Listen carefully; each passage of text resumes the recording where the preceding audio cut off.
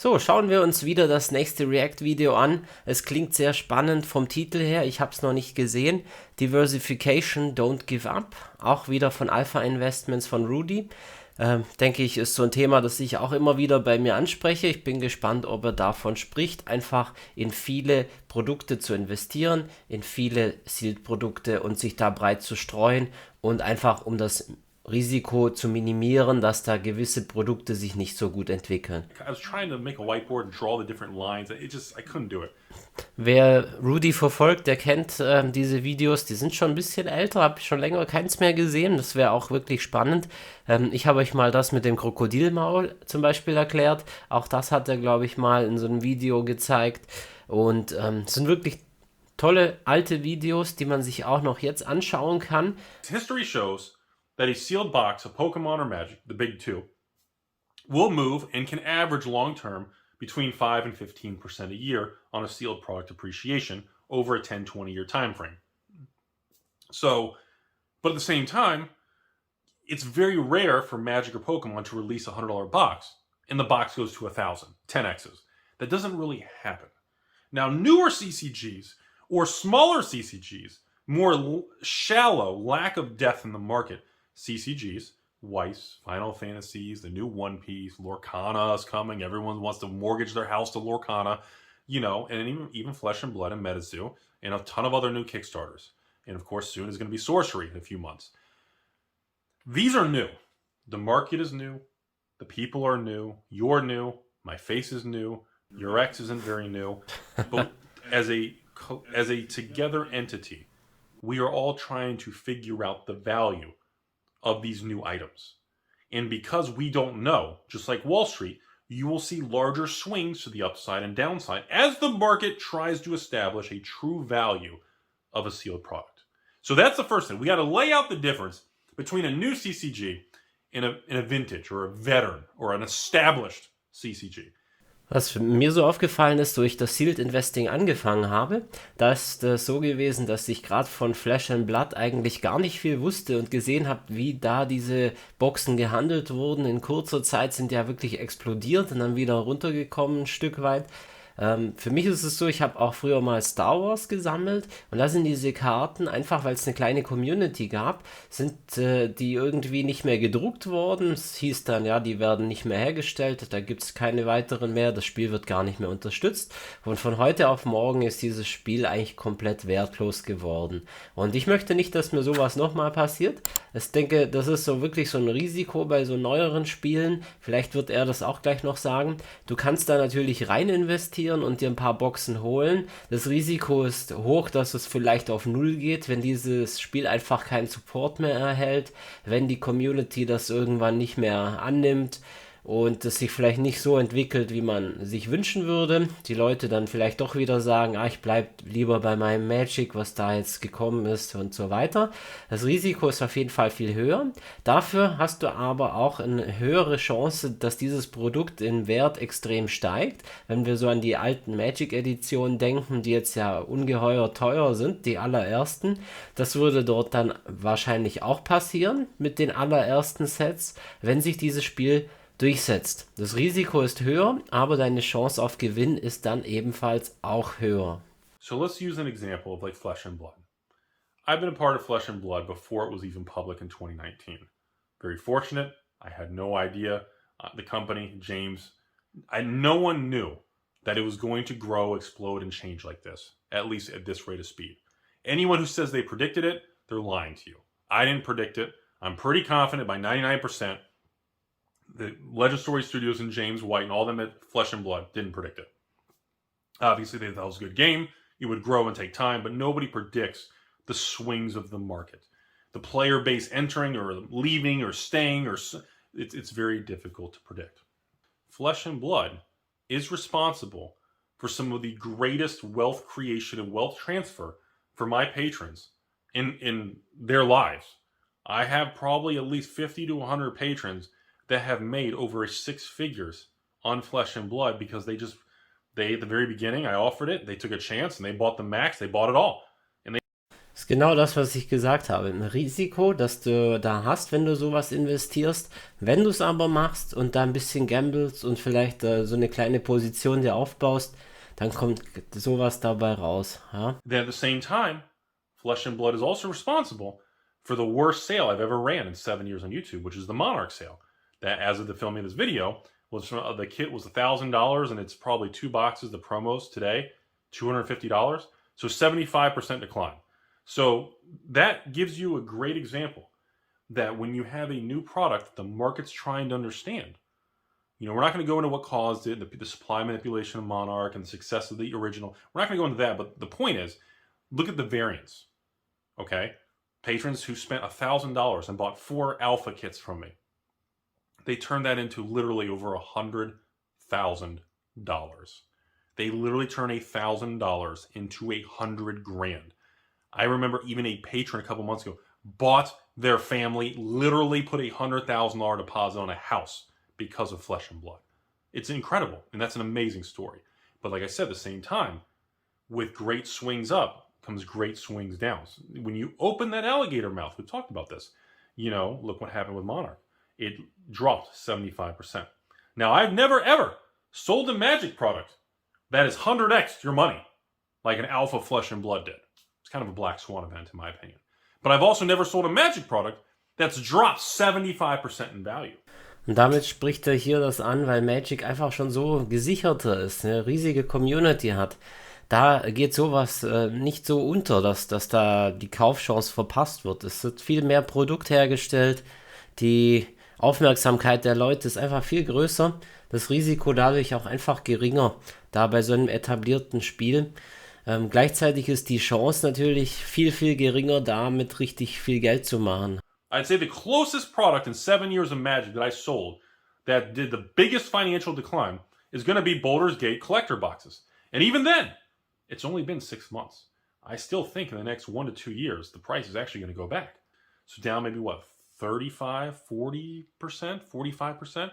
So again, you can see the difference between product movements, and you have to understand these things with the context around them. You cannot just overlap them all. So now that we laid this framework that shows that, Magic, no one's made $100,000 buying Magic from me. No one's lost 75% on a Magic set. But Flesh and Blood has done some crazy stuff.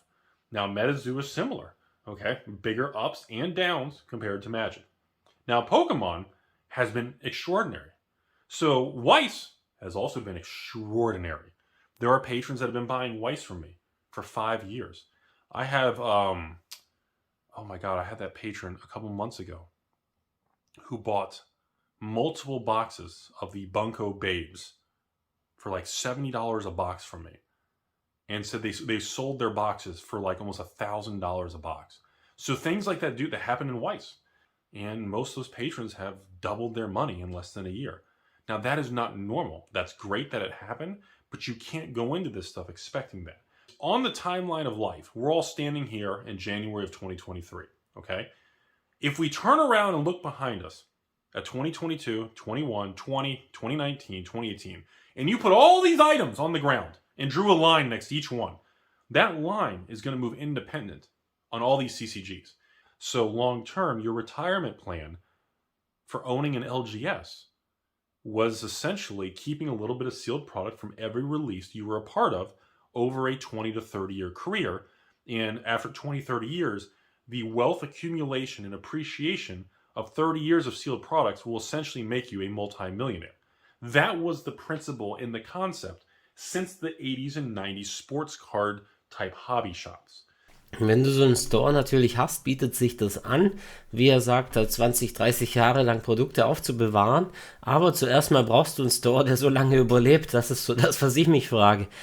Sollte gar nicht so einfach sein, erstmal den Laden 20 und 30 Jahre am Laufen zu halten. Weil wenn du das schon schaffst, dann brauchst du nicht mehr unbedingt dieses Sealed-Produkt. Ja, wenn der Laden so lange läuft, dann muss er gut laufen.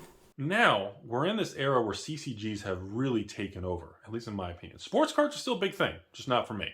I don't like the idea of, the cards' prices are based on a living person, which could get caught banging your ex or turn out to be doing drugs or something bad, and all of a sudden the value could swing because some moron's bad. I don't like that concept. I know. Rudy's like, everyone in the comments like, yeah, Rudy prefers Hasbro because they burn to the ground. He right. I know. I hear you. Touche. So, the principle, now that I've laid this out. Und das, was er sagt zu den Sportscards, finde ich noch echt spannend. Ich habe mir neulich mal so ein Video angeschaut, hatte damit gar keine Erfahrung. Ist eigentlich noch verrückt. Da kaufen die so Koffer und da sind ganz spezielle Karten drin. Diese Koffer kosten echt unglaublich viel Geld. Und das sind dann Karten, die dann echt limitiert sind. Da gibt es, glaube ich, dann nur 10 Stück oder 20 Stück von einer bestimmten Karte weltweit. Wenn man da aber Glück hat, dann sind dann irgendwelche Stoffe noch mit eingearbeitet in die Karte. Also ganz, ganz wild. Vielleicht zeige ich euch hier auch mal einen kleinen Ausschnitt noch dazu. Come on, last box. Uh-oh. Wow! Are you kidding me? Machen wir weiter. So I'm part of Magic, Pokemon, Weiss, Flesh and Blood, MetaZoo are kind of the big five that I deal in. And that's a lot of products already. And not to mention there's going to be Sorcery coming up soon, which I am going to be a part of. And I'm on the fence about Lorcana and this One Piece and all. It's just so much. And again, I don't trust these companies, Lorcana, who have no experience. Wie seht ihr das eigentlich? Steigt ihr in eins dieser Spiele ein, die er jetzt erwähnt hat? The Phyrexian all will be 69. The odds are that new Phyrexia set will go up 5 to 10% a year on average over the next 5 to 10 years. That is a fact. Hey, financial advice from your cat, a guy in a basement, whatever you're trying to do. Ich sage das natürlich so ein bisschen mit einem Grinsen und einem Spaß, aber es ist wirklich so, die Geschichte und die Erfahrung hat gezeigt, bei Draft Booster Boxen, dass das der Fall ist. Von Set Boostern und Collector Boostern, da haben wir noch gar keine Daten. Das muss man noch ein bisschen unterscheiden. Aber auf Draft Booster Boxen stimmt es. Ich habe euch auch schon Videos gezeigt, Throne of Eldraine oder auch Theros Beyond Death, dass diese hier bei uns etwa bei 10% lag, diese Entwicklung. Ein schlechteres Set hat dann vielleicht 5% Entwicklung und das richtig gute hat 15% Wertsteigerung pro Jahr. In 2 years from now, do you think that'll still be 210? And I know some of you are going to scream, of course, Rudy, because Hasbro's going to ruin everything. Das ist halt wirklich hier mit der Collector Box, was er sagt. Dafür haben wir keine Daten, dass die sich so entwickeln. Das geht eigentlich nur um Draft Booster Boxen. Ich lasse ihm auch mal einen Kommentar da.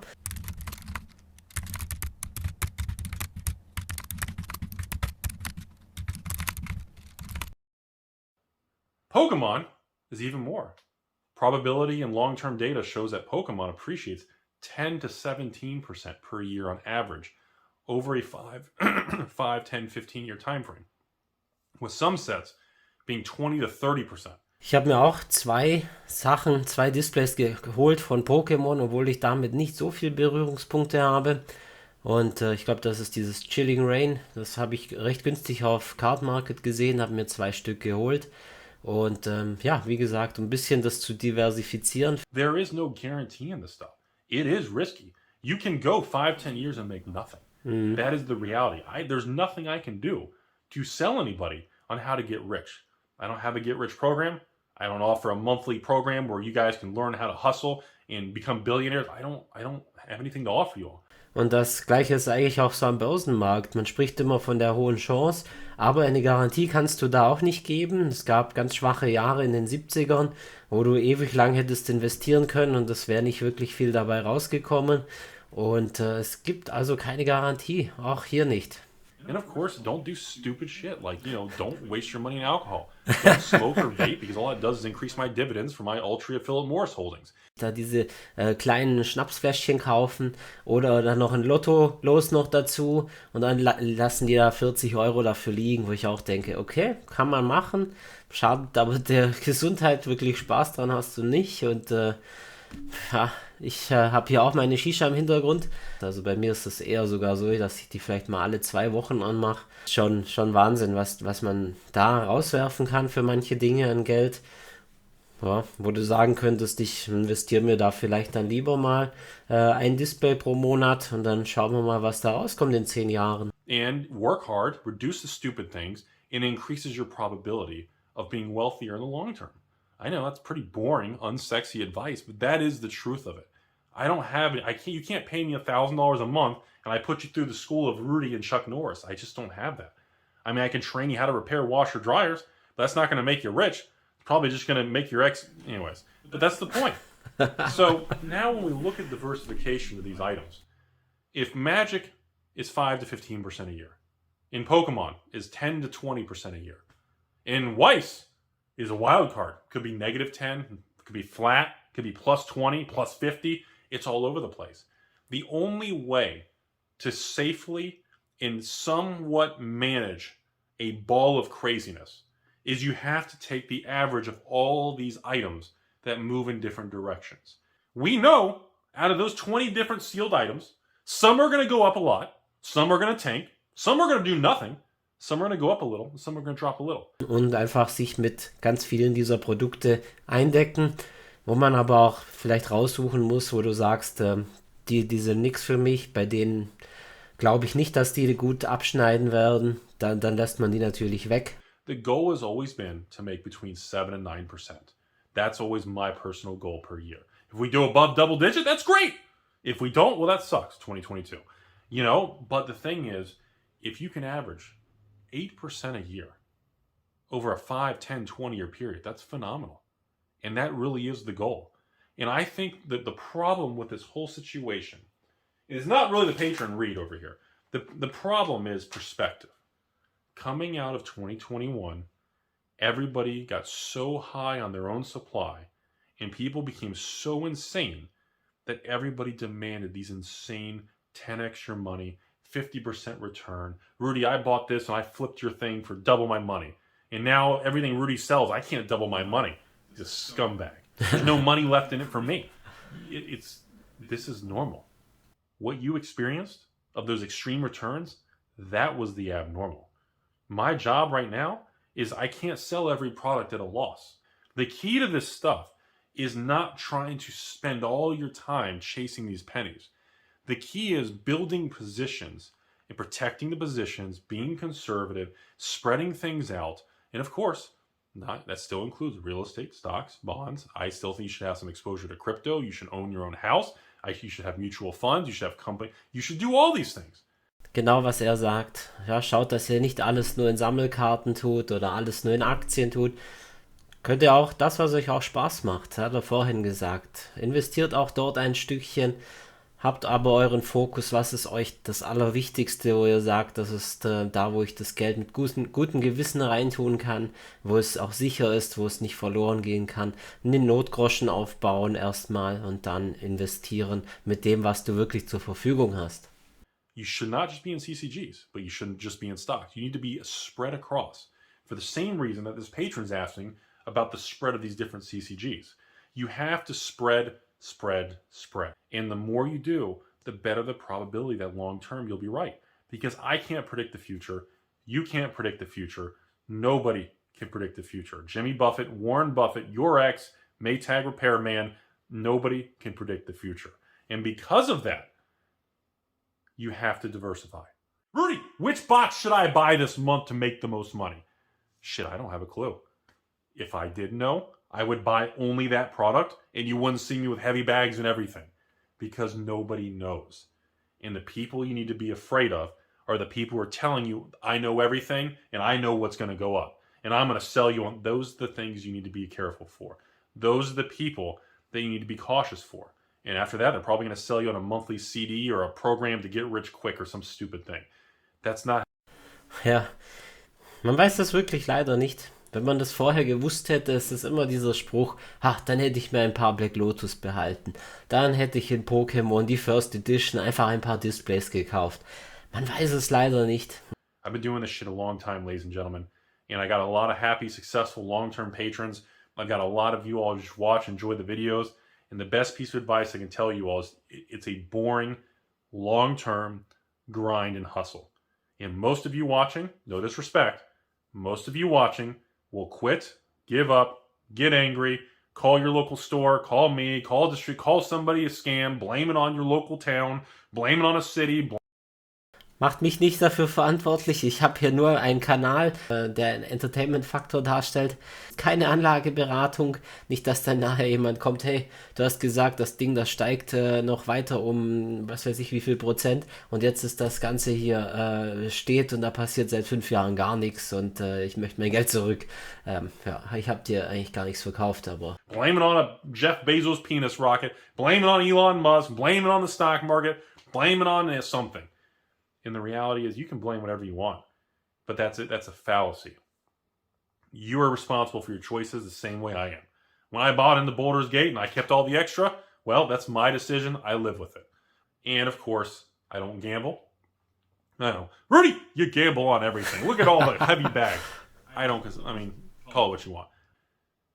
It's a long, boring path.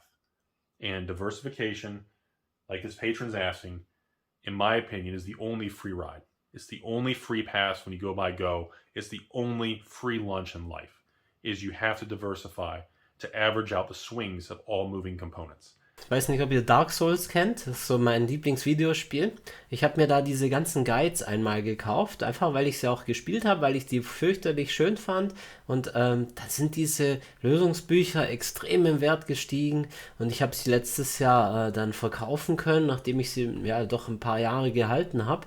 Und das ist der Wahnsinn. Da ist da, glaube ich, locker eine Verdoppelung stattgefunden von den Guides. Die hast du am Anfang für 30 Euro kaufen können.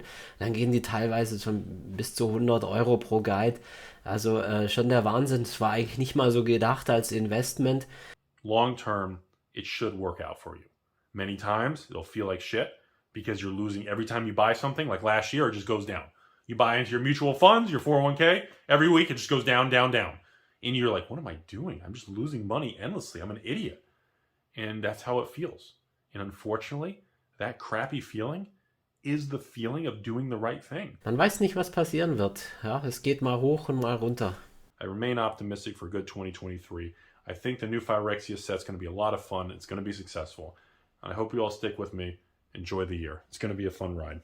Wenn du bis hierhin dran geblieben bist und es zu Ende geschaut hast, dann freut mich das. Lass ein Abo da gerne. Daumen hoch, das hilft hier dem Kanal ein bisschen mehr Reichweite zu bekommen.